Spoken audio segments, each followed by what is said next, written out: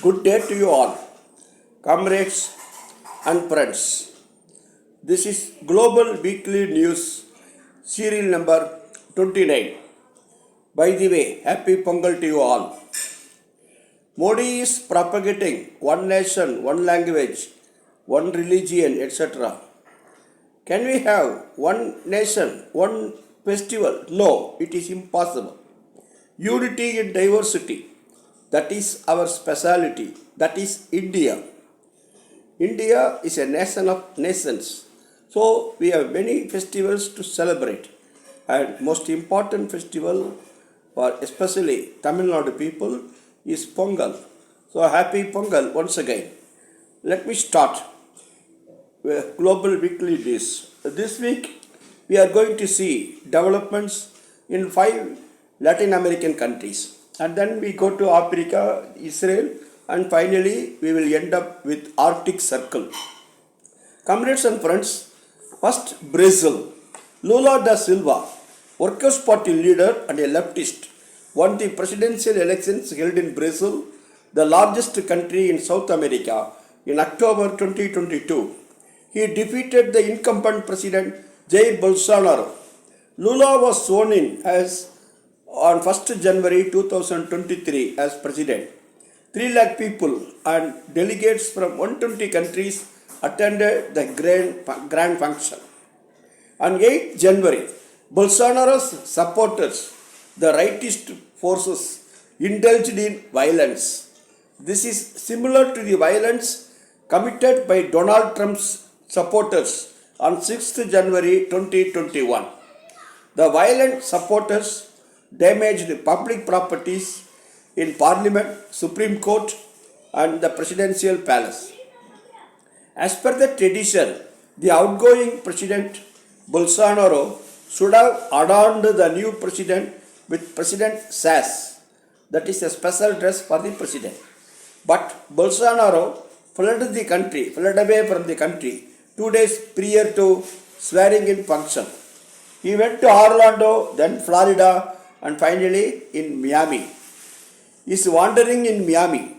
The rightist Liberal Party has more influence in the parliament and in the media. Anderson Torres, Security Secretary, and Ipanis Rocha, Governor of Brasilia, failed in providing security to public places. Both of them are close to Bolsonaro. Torres was the minister in Bolsonaro's cabinet. Now he is dismissed from service. Rocha, the governor, was suspended. As per Lula's order, thousands of Bolsonaro's supporters who indulged in violence were arrested. Bolsonaro's supporters raised slogans showing hatred to Lula. Big business, mainly agribusiness, got irritated and angry at Lula's proposed reforms. Condemning the violence by Bolsonaro supporters on 8th January, thousands of people protested in the streets of Brazil on 9th January. Landless workers' movement carried a giant flag in the streets. Second, we go to another South American country, Colombia. Lots of people died in internal conflict and wars in Colombia over the past 6 decades. The leftist Gustavo Petro got elected as president in August 2022. Government held negotiations with National Liberation Army groups to bring peaceful atmosphere in Colombia. On 31st December 2022, Gustavo Petro released a report stating that the government reached a peace accord with 6 main illegal armed groups, including National Liberation Army, for a peace for 6 months from 1st January to 30th June 2023. Depending on further progress in the negotiations, the period of accord will be extended. Well, that is the President's statement on 31st December. However, on 3rd January, National Liberation Army, the militant negotiating group, denied such a peace accord. It said that government announced unilaterally the peace accord. There were talks in Venezuela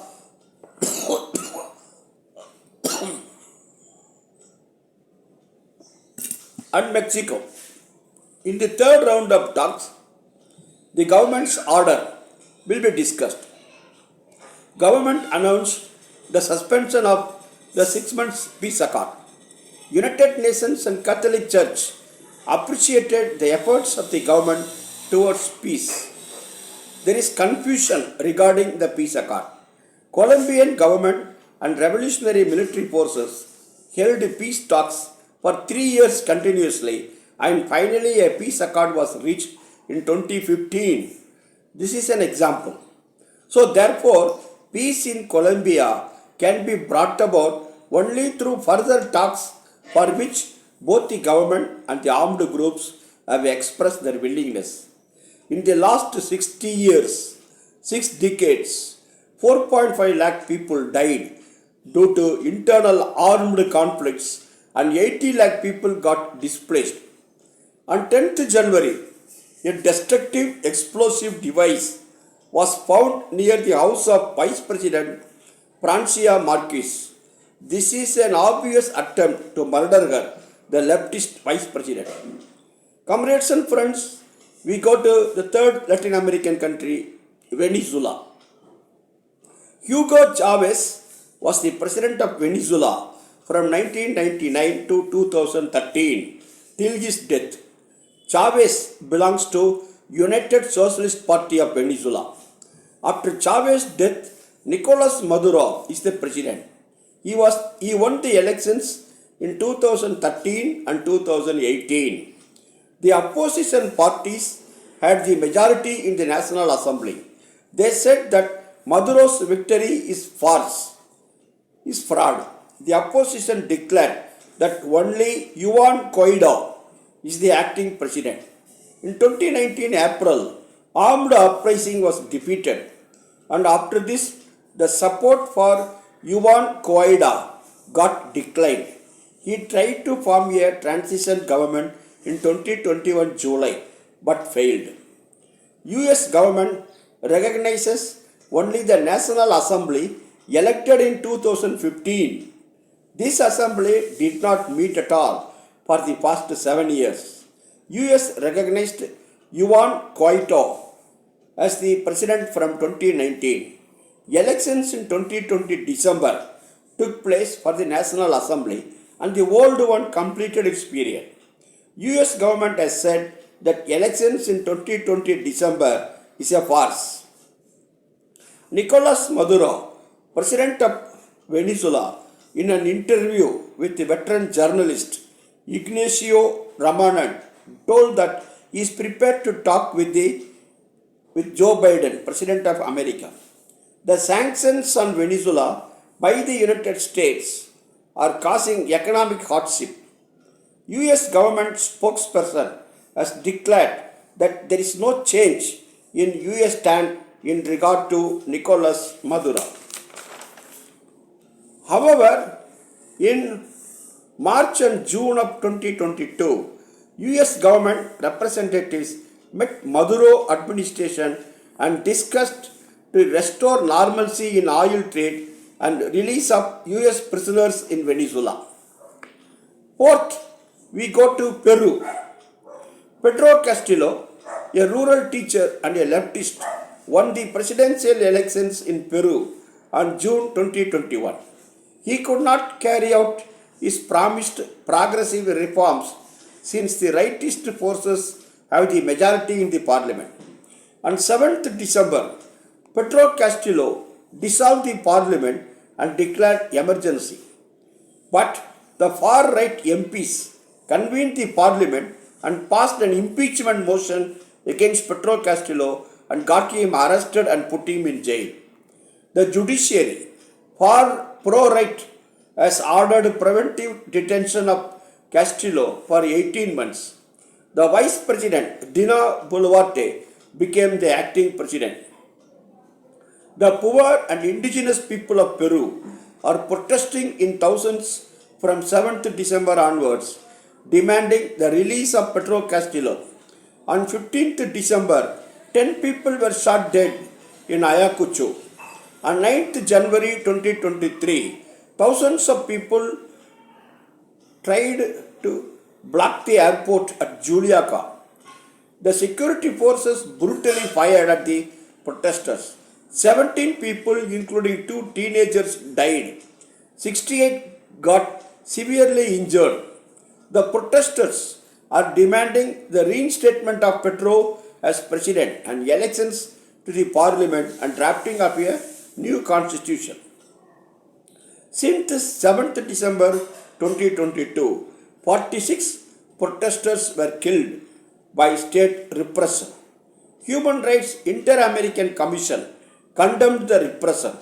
Similarly, United Nations official on human rights also condemned the Dina Boluarte government for its repression. In Lima, the capital of Peru, various left democratic progressive organizations will take out a rally in which lakhs of people are expected to participate. Comrades and friends, again we go to another Latin American country, Bolivia. Evo Morales was the president of South American country, Bolivia, from 2006 to 2019. He implemented the left policies. He was instrumental in the progress of marginalized tribal people, economically and socially. He opposed USA and multinational corporations exploiting the natural resources of Bolivia. He led the Movement for Socialism, MAS party, from 1998. Junain Anis conducted a coup against Evo Morales. Anis was the interim president in 2019 and 2020. He belongs to Democratic Social Movement. He was the vice president of the Senate in 2014 and 2019. There were protests against Evo Morales, calling his election as fraudulent. Evo Morales and his senior cabinet ministers resigned on November 2019. Junain Anis declared herself as the president. US government immediately recognized her rule. Under Anis' government, hundreds of political opponents and leftists were arrested. Media was censored severely. People protested against Junain Anis' government's rule in November 2019. Due to government repression, 23 died, more than 230 got injured. Movement for Socialism of Evo Morales won the elections in November 2020. Luis Arce, the finance minister in Morales' government, became the president. Evo Morales, who was in asylum in Mexico, returned to Bolivia. Junain Anis was arrested in March 2021 on charges of terrorism, secessionism and coup. Bolivian court ordered 10-year jail term for Anis. Murillo, a minister under Junain Anis' rule, was arrested in May 2021 in United States on the charge of collecting bribe in purchase of chemical weapons from US company. 70 months jail term was awarded on him. Luis Arce government is taking steps to extradite Murillo to Bolivia and prosecute him. Comrades, we go to Africa now. Sixth, that is Sudan. Sudan is in Africa. Darfur is a state in western region of Sudan. The Rapid Support Forces, RSF, killed 21 people in the past 2 weeks. These people were residents in internally displaced refugee camps. RSF, Rapid Support Forces, alleged that refugees are keeping explosives. 16,500 persons had to migrate to new places.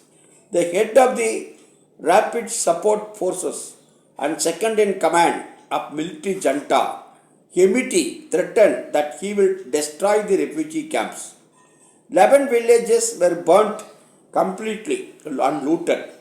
After the refugees left, further 9 villages were looted. In 2003 and 2004, when the civil war was at its peak, Farmer tribals left from these villages and stayed in internally displaced people's camps in South Darbar. International organizations stopped aid to these people. From 2017, food ration 80% is reduced. Therefore, most of these people again return to their farmlands in the villages. They are suffering from deficit of sanitation, health, protected drinking water, medicines, etc. 3 lakh people died in internal wars in the past. 25 lakhs of people got displaced. Democratic mass struggles began since 2018 December. Due to these struggles, Omar al-Bashir dictator's rule ended in April 2019. Trial against him is going on in International Criminal Court, but his military colleagues, Hemiti and Army Chief Abdel Fattah al-Burhan are in power. Corporates are interested in extracting the rich mineral resources in the Darbar region of Sudan. Comrades and friends, we are going to see the apartheid policies of Israel now. On 2nd January, Israeli forces announced that they will evict the Palestinians in 14 villages of Musafar Yatta region. 1,000 Palestinians, including 500 children, are residents here. Israel intends to establish a firing range in this region. Already some houses are demolished. Israel is confiscating public utility institutions like schools, water tanks, etc. Palestinians filed a petition in Israel High Court to stop the eviction of Palestinians, but the court has rejected this petition. Palestinians and human rights groups have condemned these actions of apartheid of Israel. Eighth and last item we are going to see, comrades and friends. Let us go to Arctic Circle, then near North Pole. Arctic Circle consists of 8 countries in the North Pole region. They are Canada, Greenland, Iceland, Norway, Sweden, Finland, Russia and America. Polar bears and whales, oil and natural gas are abundant in this circle. Arctic Council is coordinating the activities of 8 countries in the region. Arctic Circle is 54 lakh square miles area. Climate change is a big challenge here. Compared to other parts of the world, Arctic Circle is getting warmer 2 to 3 times more. By the end of the century, there may not be any ice blocks left. That is, all the ice blocks will melt away. NATO has a headquarters office in the Arctic Circle. 15 to 16, mainly European countries, are conducting military exercises in this area. How to bear severe cold and all that. That sort of exercise military people are having there. Canada has even drilled an oil well. Rare earth minerals like neodymium, praseodymium, terbium are there in the Arctic Circle. Rare earth minerals. As per the law of the sea convention, Russia has more rights here. US has not yet ratified the convention on the law of the sea. US warships are freely navigating in South China Sea. Extraction of oil, gas and rare earth minerals from the Arctic Circle will bring more climate disaster in the Arctic Circle. Well, this is all this week, comrades and friends. See you next week. Lal Salam.